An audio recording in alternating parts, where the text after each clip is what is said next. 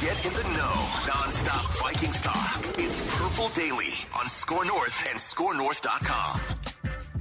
The Rock knows how you feel about pie. The Rock knows how you feel about pie. It's pie chart time. It's kind of a sad day here. It's the last pie chart of the 2023 Viking season. But it's not we're not going to waste people's time and do a pie chart of blame off of the actual game. Just the game didn't really matter outside of draft positioning. Judd has a pie chart here for the season. A 7-10 season, no playoffs. In fact, it's been 15 years, I believe, since the Vikings last made the playoffs in back-to-back seasons. Mm-hmm. 08, 09, right? Mm-hmm.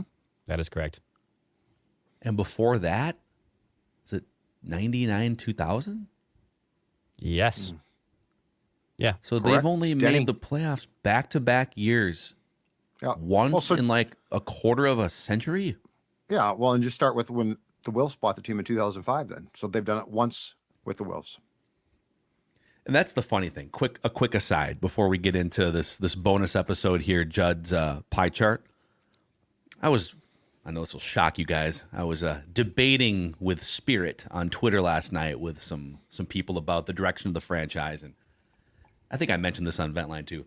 People act like, oh my God, if they decide to draft someone, move on from Kirk Cousins, be careful what you wish for. Someone hit me up in like all caps. It was like, this is how you ruin franchises by saying goodbye to a quarterback like Kirk Cousins. You could ruin the franchise for the next 10 years. It's like, okay, when the Patriots decided to move on from Tom Brady, that was a huge decision because for 20 years, they had the greatest quarterback of all time. They had 6 Super Bowl titles, 10 or 11 appearances in Super Bowls, right? That is a big boy organizational decision. Oh my God, if we move on from Tom Brady, we're literally moving off of a dynasty. When the Warriors move on from Steph Curry at some point, it's like, boy, like that's a dynasty. Michael Jordan Bulls. We're moving on from what? One playoff win in 6 years? It's not like there's a huge mountain to preserve like some of these other decisions. So I just find it funny how people frame it up. And at some point too, it's just time. Like you can't play forever. And the Patriots might have moved on early a year from TB12, but the reality was they had to do it at some point in time. Now the fact that they haven't gotten it right and replacing him is a discussion. But like Kirk Cousins is going to be 36 in August. He tore his Achilles. He had never really been hurt before. You don't know how he's going to respond. So like beyond this whole thing of, well, we love Kirk and Kirk's great and Kirk's popular here, blah, blah, blah. It just gets to be time. Yeah. Everyone has to go at some point. And I don't mean die. I just mean retire. And last thing on it too from my end is for a franchise that hasn't been to the Super Bowl since the 70s and hasn't won a Super Bowl ever, what are you truly really afraid of? Yes, and like, that's what I was just going to say too. Like, what ground do you have to stand on to say, oh, I don't know if we can? Well, it's been 60 years. People are in their 60s. We have a model of before I die. I'm now 30. I'm knocking on the door of getting married. I've never even seen this team in a Super Bowl. Like, what is the actual fear of what you're going into the unknown that you haven't experienced already? Clutching our pearls. Oh man, I don't know. We're gonna give up this 25-year stretch where they've made the playoffs back-to-back seasons once since 2000. There's a lot, and I do think that there's a large group of fans who are prepared for the next chapter too. The next chapter is going to be fun. Like that's the other thing. It's going to be a blast. But either way, the Cousins stands and the Twitter ROTC of Cousins, one, they'll either disassociate because Kirk will go play for the Falcons and they'll become Falcons fans, which is fine. But two, the next chapter is extremely important. And the next chapter is ultimately what's going to define O'Connell. Like, it's not going to be this chapter. It's going to be the next one. And if he's successful, guess what? He's going to be a hero here. And if he's not, he's going to get fired. Yeah. So, all right. Chef Judd has a pie chart here. All right. Of a pie chart of blame. Yeah. All right. I have, I'm going to have to pull this out of the oven. Okay. Because, this is the last pie chart. So I've been cooking for a while. How old is that oven mitt? I don't know. It's still in our kitchen. It's great. Very nice. You moved into that house in like The 2000, Rock like knows how you 2000-ish, feel right? about pie. 2000. May of 2000. So it's probably it's a 23-year-old oven mitt, 24-year-old oven mitt. So that might be. oven mitt has I stood don't the know. test of this era we're talking about, where great- the Vikings have made Yeah. back-to-back playoff appearances once. That oven mitt aligns with that era of It Vikings cried football. in 09. It cried in 17. It was very sad. It was Oh, so man. sad. It celebrated when Kirk came here, and then it cried when Kirk was not a success. But anyway, so I'm going to pull the pie chart out. Oh, here we go. Get it out of the oven. All right, there we go. Oh See? wow, he has a What if he had an a actual baking pie? sheet too. Yep, I got a baking sheet, and I'm going to put this down because it's very hot. I'm going to get my phone out of the oven. Chef Judd, The Rock knows Chef how Judd? you feel about pie. don't burn your other hand. Hold on. Oh, okay. The phone is the pie. I see. The phone's a pie, and away we go. Hold on, I'm going to put this away. And away we go. Stella, come get the pie. Away we go. The oven sheet. Okay. So here we are. Take this off now. Ooh, yeah. Oh, that's nice. Nice and crisp. Yeah. Okay. So we have 1, 2, 3, 4. We have 5 slices. So it's not too big. Somewhat controversial. But I also didn't want to just like do an ordinary end of season. Injuries are 50% of the problem because they're, big. Starting at the bottom, I'm only going to give 10% to injuries because I feel it's necessary to include them, but I also don't want to give it too much. But Cousins, Jefferson for an extended time, Cam Akers going down actually probably did hurt more than we've talked about. That was a because sneaky one. He was he kind was of starting the to play starting well. running back there. Yeah. Yeah, he was starting to play well, and O'Connell trusted him clearly more than Ty Chandler. TJ Hawkinson, Wanham. This was probably a little bit self-inflicted because he didn't come back, but there was a hope, and we saw very brief flashes that Marcus Davenport was going to contribute. And then he just didn't. So 10% go to the fact that each team has them. I get that. But the Vikings did seem to go from being extremely healthy, if memory serves, a year ago, to having a lot of key players out. So 10%. The only interesting thing on Jefferson is the team's entire win streak of 5 games was Without him. established without him. So Do you think they? I'm going to warn people. A lot of the things you're going to hear on this show, we explore all angles between January and draft. All angles. gets reckless. It doesn't mean we're flip-flopping on things. It means we're going to pose questions, and then we'll poke at those questions, and then we'll have adult discussions about the Vikings, right? Do you think the Vikings look and say, okay, well, Justin Jefferson's going to hold us over a river for, like, the bag is going to be the biggest bag in non-quarterback history. Over $30 million a year is what he's going to want. We just rattled off 5 straight wins without him, and even with backup quarterbacks in a couple games. It's a small sample size, but do they take that into consideration when negotiating? And maybe there's trade offers out there that would make sense. I'm just throwing it out. Yeah, I would say out. that's worth an entire show. But I will say this: I don't think you can completely dismiss it. It is worth an entire show. Let's put a pin in that and circle back? Why didn't a deal get done a year ago? And if it didn't get done a year ago, is it going to get done for sure? I think it will. But anyway, lots to talk about there. All right, so 10% injuries. Now we get into individuals. 15% general manager Kwesi Adofo-Mensah. Wow. First of all, Jefferson did not get signed a year ago, and to what Phil was just talking about, the price is not going down. So if you're not going to explore trading him, you are going to have to pay him, and it's going to be a ton. And I don't know that there was a compelling case not to get this done a year ago, but bigger than that, and it's been talked about a lot, but it's a huge thing.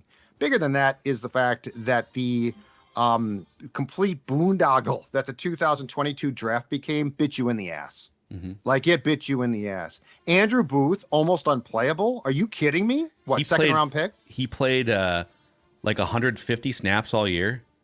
Brian Asamoah played, I think fewer than 100 defensive snaps this year. Exactly. Right. And you did warn us. You did say, when we all assumed, including me for sure, hey, Asamoah's going to step in. Now, Ivan Pace Jr. turned out to be a really good UDFA signing, but nonetheless, that doesn't absolve you of completely whiffing on draft picks.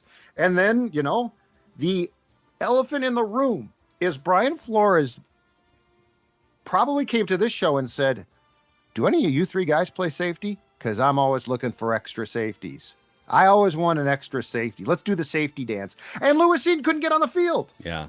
It's remarkable. It's not like it's not like you were fighting for, oh man, there's two safeties that play and Cini can't get on the field. Yeah. And for all of you who say that the broken leg, he said in the springtime, I can play, I'm fine to play. And he would have played some. Like, think about it. Metellus played a ton. Okay, so that was specialized. Harrison Smith played a ton. Okay, Cam Bynum, but he was playing guys like Theo Jackson. Yeah, so and you also literally, like if you look too, like they had 4 picks in the top 66 in the 2022 draft because of the trade they made. So if you say, hey, we're going to give you 4 bites at the apple in the first 2 rounds, it's going to be great. Or the first 66 picks, because technically Asamoah was an early 3rd round pick. Mm-hmm. And between Lewisine, Andrew Booth Jr., Ed Ingram, and Brian Asamoah, Ed Ingram is the standout among those 4. And he is nowhere near like the top half of guards in the NFL after 2 years. So, dude, Ty Chandler might be the best player from that draft for the Vikings. Is it even close? Caleb Evans has been a starter for you, but he's been very questionable. Ty Chandler might be the guy in that draft. I always write down, hot takes throughout the course of the game. And at one point this season, I had one written down of like the Vikings should be thankful for the 2022 draft class. And I really wanted to unleash that after a game. But every time like I was close to unleashing it, someone either went out, someone either didn't live up to expectations, and I just had to throw that take back in the trash can. Well, that's and tough. if you were bound and determined to take a safety in the first round, which by the way is debatable by itself, Kyle Hamilton has turned. Well, can you imagine him now being here with this safety class, and then a year from now, probably stepping in for Smith and taking that lead role, right? Yeah. And again, it's debatable. You can say, you know what, you should never take a safety in the first round, and you might be right. But if that was going to be your pick, and then Phil, to your point, so you say, okay, but we moved back and got more picks. Then I say, what'd you do with those picks? Yeah, I understand the process. I defended the process on draft night to some extent. I get it that you're actually, and there's studies that will show too that in general, you're better off moving back and accumulate, especially if you can accumulate more first, second, 3rd round picks, like day 1, day 2 picks. Yep. That the more bites at that apple that you get, the better your roster is going to be. So I understand the logic, but obviously the practice as it played out was not good. So yeah, you can't whiff then. That's the thing is that we got a ton of draft picks. Most of them aren't good. Okay. Yep. So 10% injuries, 15% GM Kwesi Adofo-Mensah, 15% goes to head coach Kevin O'Connell. I think it's fair to say that as far as the game day coach, he took a step back. So I'm not saying he's not a good coach. I don't know yet. I don't think it's fair to say, well, yeah, he should be fired because they didn't have a good season. There were a lot of circumstances, okay? And by the way, it takes a while for things to like 2022, the Vikings had luck. They didn't have tons of guys hurt. And so O'Connell looked pretty damn good because things broke his way. 2023 was the polar opposite of that. But just a few things. One is I felt the play calling was not as good. I think for sure the in-game strategy, timeout usage, things like that, not as good. And I know that abandoning the run is not a strategy. It's a bad idea. So 15% goes to a guy who I'm going to give the benefit of the doubt to. I think he's still growing as a coach. I don't think he's a finished product. I think he has a very crystal clear idea of what he wants, but I am more than willing to give him more time. But that being said, he definitely, I think he and Kwesi very fairly share each 15% of the pie chart of blame for 2023. And I've been, despite the fact that I told you guys I would hire Jim Harbaugh, I would turn on my guy KOC to hire Jim Harbaugh. Yeah, okay, guys. Who's got Phil? It better than us? What's going on? I also do stand for KOC. And my defense of him would be really just, I mean, the running game, and I don't want to spoil anything, but the running game was a train wreck. That's my biggest criticism of KOC is he has yet to find in 2 years any way to unlock this running game. They made some steps and some efforts in the offseason, and it got worse from year to year. Yep. And I'll come back to my defense of KOC in a second. Ty Chandler, first guess. We're just idiots with microphones who watch football on TV and in press boxes and stuff. Like, we don't work in the game. We're not scouts. And like watching training camp, there was a very obvious difference between Ty Chandler and Alexander Mattison. Their burst, their explosiveness. Yep. Okay, Ty Chandler's not really ready to pick up all the blitzes and play on third down. Okay, whatever. Like, there's got to be some role for him, right? And there wasn't really a role for him until the second half of the season. And when they finally put him in these games, Ty Chandler winds up with 4.5 yards a carry on the season, which was better than Jonathan Taylor and Breece Hall. He winds up with 5 yards per touch, which is almost a full yard more per touch than Alexander Mattison. Mm-hmm. So just like not playing Ty Chandler, a chance to boost your run game didn't make any sense to me. But in my defense of Kevin O'Connell, this dude lost one of the top 10 to 12 quarterbacks in the world in October. And the Vikings offense still wound up 9th in yards per play. They wound up 5th in overall passing yards in terms of just like a pass game coordinator, which is kind of what he is, right? And they wound up 7th in yards per attempt through the air with Nick Mullins, Josh Dobbs, and Jaron Hall as the quarterbacks for like 2/3 of the season. So a huge credit. And you could say, well, wait a second, though. What about garbage time? Well, they played in 14 one-score games, so it wasn't like there was a ton of garbage time. It wasn't like they're down by 30 points in every game, and now here comes the passing game.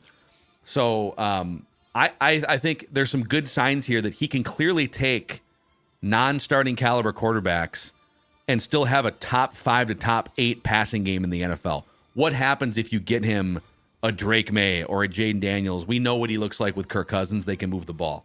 So I say credit to Kevin O'Connell for still winning 7 games and ranking top 10 in yards per play, despite having your top wide receiver out for half the season and despite having your franchise quarterback out for 2/3 of the season. Yeah, he just needs to, I think he needs to sit down and talk to folks about the run game and what the run game can bring him. And look, I'm sorry, but what bugged me was how many times did you need to see Nick Mullins play in practice before you're like, you know what, dude, lots of air yards, but I got to rein this thing in. I also would like to see them find a way, no matter who the quarterback is, next season to incorporate Jefferson more into the short passing game as well. Yeah, these are... I'd love to get the ball in his hands and allow his athletic ability. It felt like part of the thing with Justin was there was a lot of all or nothing type plays. And look, I mean, the guy makes some unbelievable grabs. He was, again, yesterday, fantastic. But I think that there's more creativity here. And I don't know if it's a quarterback thing or what, but I think if you can get, the 10-yard pass, the 8-yard pass in his hands and a screen game, I think you've got a really good chance to create things. Hey, before we continue with Chef Judd's pie chart of blame here, let's talk about how to eat pie responsibly and in moderation as you look to lose weight here heading into 2024. Healthy living is what you're talking about. Yeah, that's Judd from a couple of years ago, down 40 pounds, thanks to my friends at Livia Weight Control Centers. And you know what? Yes, Phil's exactly right. They can help you develop a program that not only is going to help you drop that weight, it's January 1st time, so this is the perfect time to lose weight, but also to keep that weight off. They're also now offering breakthrough weight loss medication options. And here's the deal. 3 months for free. 3 months for free. 855-GO LIVEA, Livia.com, LIVEA.com. Lose the weight, keep it off, and feel great as spring approaches. Yeah, and as you're looking ahead, spring even to summer here, it's sometimes the best way I feel like to navigate. Like I'm looking out the window now, we got baseball-sized chunks of snow coming down. We shouldn't complain too much because this is like the first major snowfall, I feel like, of the year. But, it helps to look ahead to summer, plan some trips, right? Like Ballard's is a fantastic place. Ballard's Resort on the Lake of the Woods. or I should say Ballard's Resort on Lake of the Woods. Prime location, situated on the south shore of Lake of the Woods, right where the Rainy River flows into this massive, gorgeous lake. Ease of travel as well. So within just a day's drive of the Minneapolis metro area, just 330 miles, you can be at the doorstep of this Canadian border water, top-notch accommodations. We're talking modern cabins, a great main lodge as well, fishing, and all sorts of fun things. You could do guided fishing up to 6 people, captained by a U.S. Coast Guard licensed guide as well. Book your dates before they fill up at ballardsresort.com. That's ballardsresort.com. Okay. The Rock knows how you feel about pie. Back to the pie chart. Yes. 10% injuries, 15% Kwesi, 15% O'Connell. I got done with this last night and thought, you know what? I got to get more creative here. I had another 5% or something. I got bored by that. And so, 20%, a big helping, 20% is going to go to ownership, Ziggy and Mark Wilf. Oh, dude, look, you're on fire right now. They're seemingly mandate to make the playoffs, get in the tournament, and let's see what we can do. See what happens. Never allows for what I wrote down here as a hard reboot. They never turn off the computer and leave it off for a while and reboot the sucker. They're always trying to get. They're not updating their Chrome. They're not, Exactly. Yeah. They don't run the updates. They're just like, hopefully this reboot will, or this just quick, this quick reboot will help. They need a hard reboot. You need to sometimes accept, and this doesn't mean you have to suck. The people thought the Houston Texans were going to be terrible. Guess what? They're in the playoffs. So this is not like a mandate that I want your team to stink, but it is a mandate that I want your team to be on a trajectory to where you see where it's going, not year to year. The Wolves have this willy-nilly philosophy of like, if we do this and we do that and blah, blah, blah, it's time to give O'Connell and Kwesi, it's time to give them enough control where there has to be a vision. And you can't tell me, like, for all Kwesi talks about his philosophies, right? And the process and this and that. Yeah. You can't tell me that if you were to turn O'Connell and Kwesi loose, that they wouldn't have an actual vision. And it wouldn't be this year to year. Hey, hopefully next year. And then, right? Like the process is all about the process. It's growing something. So 20% to a good ownership group. So just to be clear, I'm not saying, we've seen train wrecks. They'll guys spend money. They don't meddle 100%. I'm not trying to suck up, but I am saying you want people like the Wolves to own your team more than you don't. But 20%, because I feel like they hired 2 people who definitely have probably some long-term plan. And I don't think they're being allowed to install it. And I want to see that. So 20% ownership, because they're on the hook for this too. Yep. Yeah, and I say they don't meddle, but they do obviously have preferences for what they want to happen, which is they prioritize at all costs, be competitive and get to the playoffs this year. But what's funny is, like, if you were to sort of lift that mandate and say, hey, let's think about more of a 3 to 5 year arc here where making the playoffs at all costs in year 1 isn't imperative.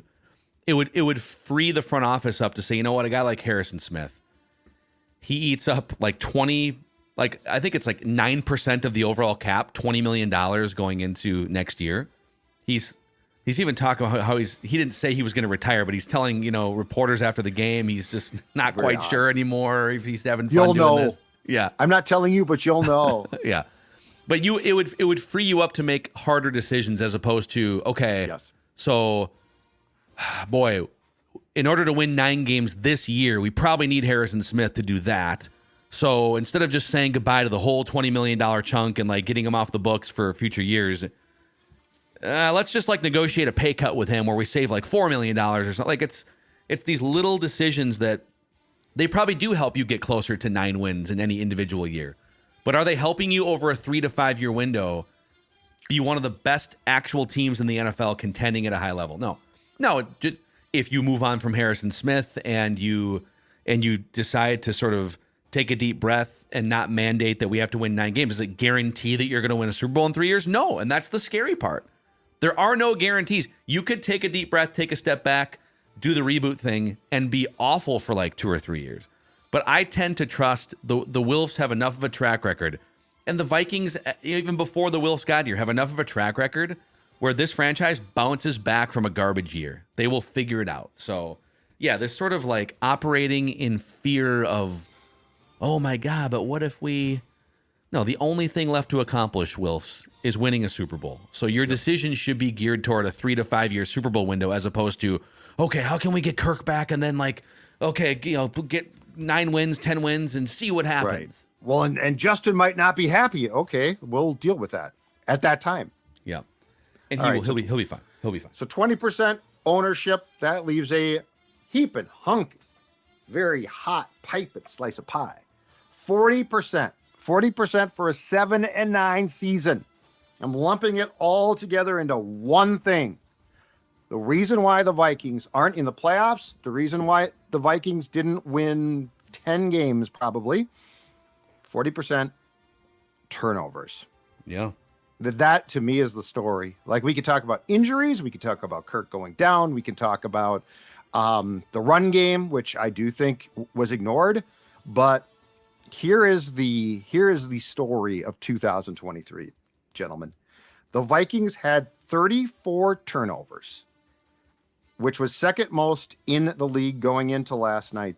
And their minus 12 turnover differential was, again, at the bottom among the worst in the entire league. Yeah.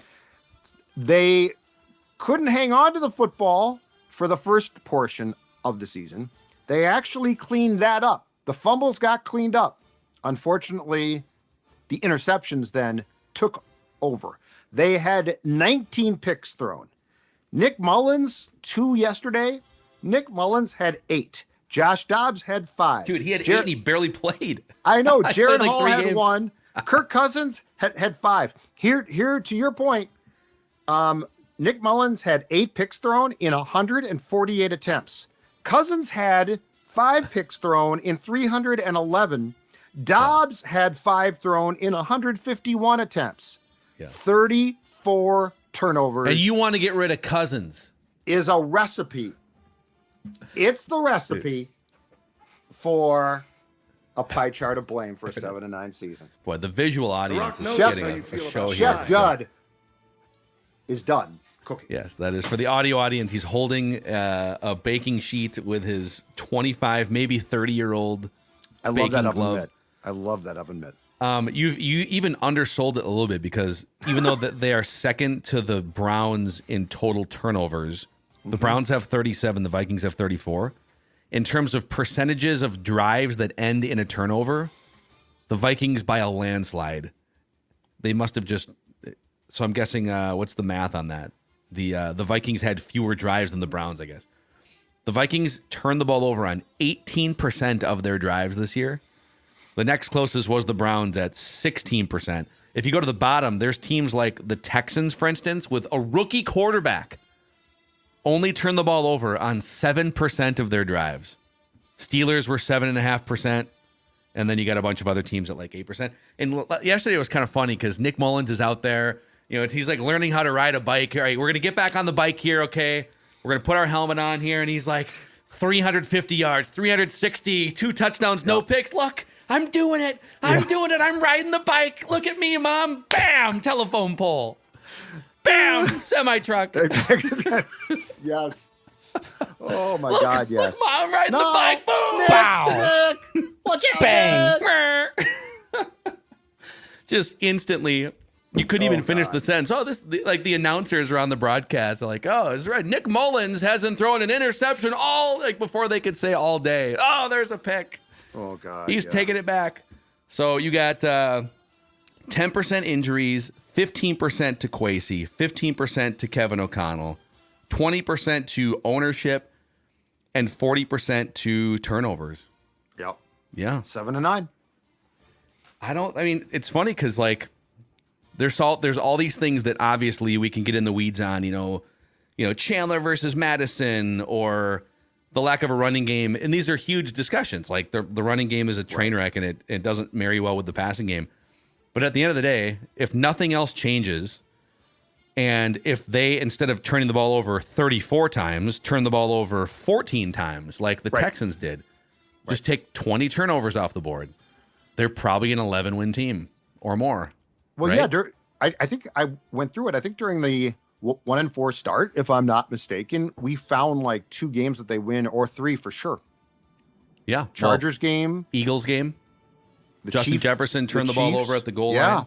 I think we found like 3 like certain wins if you are just careful with football. Yep. So there it is. That's Jeff's. That's Chef Judd's. Chef Jeff. Hello, I am Chef Jeff. This is my oven mitt. I did 2 things there. I combined Chef and Judd into one, and then I also just called you what Randy in Cottage Grove calls you. Jeff. Yes, I am the oven mitt. The Rock knows I'm how Jeff you feel too. about pie. By the way, I have another mock for you guys. There was a crazy mock that we did on the live stream episode of Purple Daily today that you should check out. I have one from the New York Post here. I want a mock. Really? Yeah, the Post, they're in the Nice. mocking business, man. Love And the it's Post. presented by our friends at Nutrisource, the official dog and pet food of Purple Daily and Score North. Maya Mackey, we're probably an hour away from Maya coming up and saying, hey, fat boy, why don't you put a little lunch in my bowl, guy? She loves her Nutrisource chicken and rice. Well, that little one was up today at 6:45 saying, I want my Nutrisource. I want to go outside, and then I want a treat. Stella, she loves her Nutrisource so much, she actually double dips now. She eats her breakfast, goes outside, and comes in for a treat. And, of course, I'm a sucker. I'm guessing the Vinster often gets his way around your house, Dex. Yeah, sometimes Vinster will like neglect his food until you put in the extra Nutrisource treat on top of the food. I had that last week. He has also duped mom and dad in that retrospect as well. Yep. He luckily doesn't call me fat boy, but I do imagine just like a side street of just, what if a dog could talk and just went, hey, fat boy, Hey, fat get boy. me some dinner. Like Brian. Maybe some blueberry pancakes. Family Guy, yeah. Like Brian and Family Guy, yeah. Hey, fat boy, what's up? The talking dog from Road Trip is my favorite. Where the that's grandpa a gets great movie. blazed and the dog. Love that. Hey, I love that movie. That's Tell such that a fun movie. Tell that bee to make me some blueberry pancakes. That's happening right now. The grandpa knocks the lamp over with his excited man parts. Yep. Okay, here's the New York Post mock draft for everybody. With the number 1 overall pick, the Chicago Bears select Caleb Williams. Number 2, Commanders Drake May. Number 3, Patriots Jaden Daniels. So this feels like a very realistic scenario that could happen where 3 quarterbacks just come off the board. None of those teams are open for business, and you're left sort of dealing with it. Cardinals taking Marvin Harrison Jr. Chargers taking the tight end from Georgia, Brock Bowers. Giants taking offensive tackle Fashanu from Penn State. Titans taking Joe Alt, the offensive tackle from Notre Dame, at 7. The first edge rusher off the board to the Falcons at 8. Laiatu Latu from UCLA. Mm-hmm. And then the Washington receiver Odunze to the Bears at 9. Jets taking the LSU receiver Malik Neighbors at 10. And so the Vikings, they could take the 4th quarterback off the board. They could trade down. They could go defense here. And according to the New York Post, the Vikings select edge rusher from Alabama, Dallas Turner. I want a mock. And here's the write-up. Re-sign Kirk Cousins and add a smooth-moving pass rusher who needs to bulk up from 6'4", 252 in the event Danielle Hunter bolts. So let's talk about that for just a moment. So the Vikings re-sign Kirk Cousins, and they draft an edge rusher to replace Danielle Hunter after he bolts. Yep. And then what? Then you're going to be as competitive as possible next season. And mix water and win 13 games. Okay. Personally, that doesn't do much for me, but I could totally see it, unfortunately. Could totally see it. Now, if it was, okay, the draft plays out this way, top 3 picks are quarterbacks, you draft one of the stud edge rushers at 11, and then you trade back into the first round and draft, I know this might be cringe for some fans, but like Bo Nix with the 31st overall pick or something, or Michael Penix for injury reasons falls to 23, and you trade out from Or JJ McCarthy. or JJ, yeah, whoever. Yeah. Penix goes 13th here to the Raiders, by the way. Oh, I don't like this. Let's see. Who'd they at the Giants? Oh, we already went through that one. Oh, this mock just stops at 18. 18. They don't want to speculate on the playoff What did the teams.